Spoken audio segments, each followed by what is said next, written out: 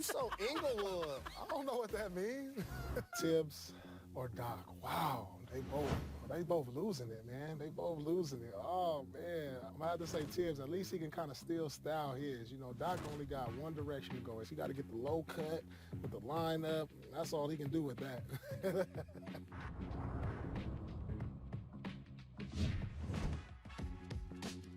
I think Doc is more of the good cop, and I would look at Tibbs as more of the bad cop. You know, Doc would, kind of smooth you over, and well, Tibbs, he was always that guy that got on you. You know, you're going to constantly get into arguments with Ted. He kind of pushed the line with everybody.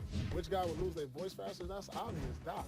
I mean, he goes around with his voice sounding harsh. I mean, haven't you ever heard Doc talk?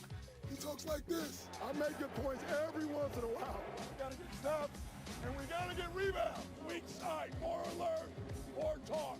He a bigger man, so his come from the stomach. Hey, man, get on the line. That's Tibbs right there. I probably got mad at Doc more for not calling more plays for me. Tibbs at the time had no control. He was just the defense. But Doc, when he wouldn't call my number or something down the stretch, I probably got mad at him a little more than Tibbs. Plus, we were around each other a lot longer. Listen, look at our lineup. Get us in the lane, spread the floor, and attack. Oh, get back on defense.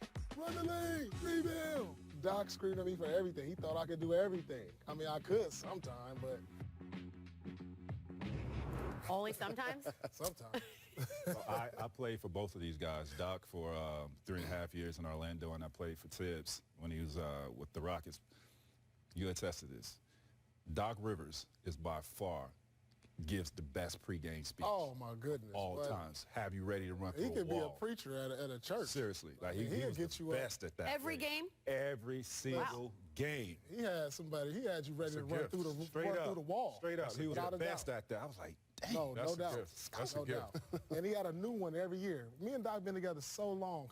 He started repeating them, and I'll be the only one in the locker room. Oh, yeah, I remember this story.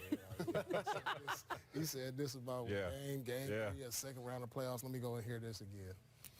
He's the best at it. He's the best at it, though. That's nice. He's the best at it. Nice piece.